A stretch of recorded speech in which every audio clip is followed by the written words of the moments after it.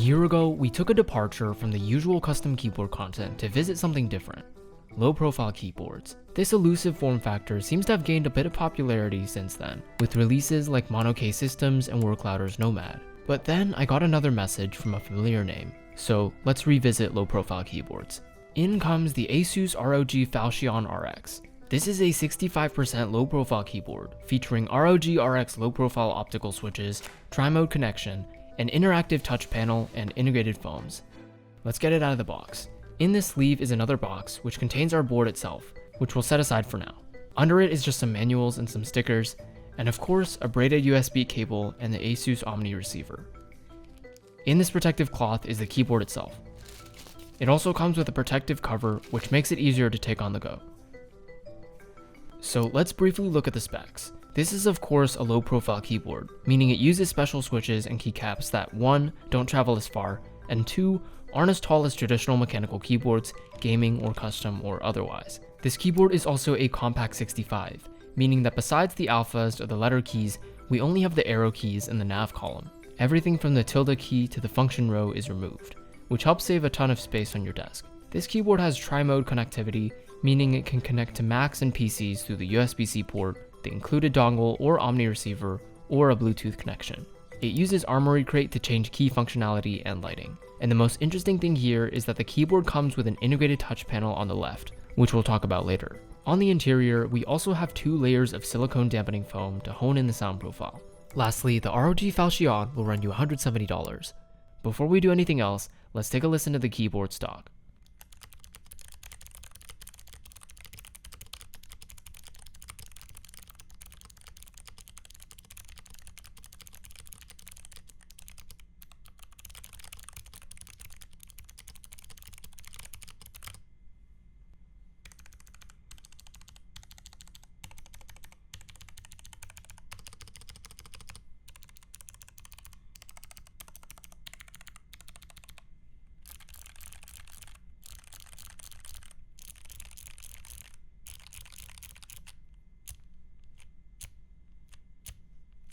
So starting with the sound and feel, the keyboard is decently loud. The sound profile is primarily just the click sound and not really anything more. And especially for low profile switches, there's not really any room for pitch or tone. The sound is also mostly heavier on the bottom out than the topping out, so tapping each switch generally sounds like just a single click. To me, the sound profile is a little bit annoying, especially when you're typing for long periods of time. And it's at the point where it's just loud enough to interrupt my train of thought. Since low profile keyboards are generally more oriented towards work, where you wouldn't want to hear much, or also gaming, where you would barely be hearing anything anyway, I'd assume the main priority would be having something tactile and satisfying, and in this regard it performs well. The feel of the board is very tactile, but since it's low profile, don't expect to have any sort of flex or bounce. In my opinion, the board does feel slightly stiff, but since all low profile keyboards have integrated plates, you can't really expect anything softer. So ultimately, this board definitely presents better in terms of gaming applications rather than work, but it definitely has the potential. Keep in mind there is also an option for linear RX red switches, which would definitely be quieter. Speaking of switches, these are the ROG RX blue low profile switches, which are the clicky variant. According to the spec page, they have an actuation distance of 1.6mm and 55 grams of tactile force, which is on the lighter side, although it definitely feels different compared to normal height switches because of the short travel distance. But going back to our previous video covering low profile keyboards, this is definitely a matter of personal preference. Especially if you're used to typing on a laptop, you might find low profile to be more familiar and less fatiguing. So to better understand these switches in particular, let's take a closer look, starting with the outside.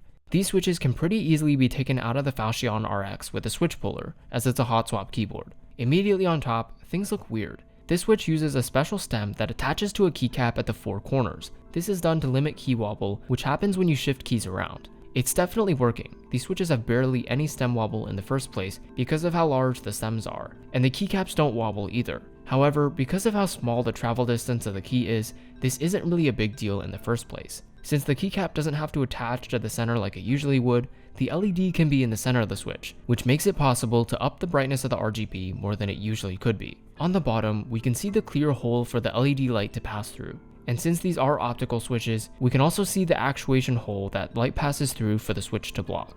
From an enthusiast perspective, there's not much information on these switches, the material they use to make the top housing, bottom housing, and stem, and what exact kind of spring is used. And since these switches don't fit into a standard switch opener, neither MX style nor box style prongs, I had to pry one open with my fingernails to examine it. ASUS claims these switches are factory lubed on their website, and it definitely looks like there's a little bit of grease on the sides of the stem. The switches do end up feeling pretty smooth, but again, since there isn't much travel distance, it's not as noticeable as in a full height keyboard anyway. To get further into the switch, I had to very carefully pry off the stem, since these switches have custom stem stabilizers which are very similar to scissor switch keys in laptops. After the stem is off, we can see the main spring that the switch relies on, and also a very tiny spring near the bottom, which sits on top of another small stem. This stem is the actuation mechanism, and is usually propped up in place by the stabilizer, but when the key is hit, the stabilizer drops, allowing it to block the beam of light and register a keystroke. Just as a side note, I highly recommend not taking apart these switches, as they are complicated and there are a lot of small parts that are easy to lose or break. During this process, I ended up breaking one of the clips on the stem that hooks onto the stabilizer, although the switch still feels and functions as normal. But overall, it's interesting to see how ASUS tackles low-profile switches, and how similar they end up being to the mechanism powering laptop switches.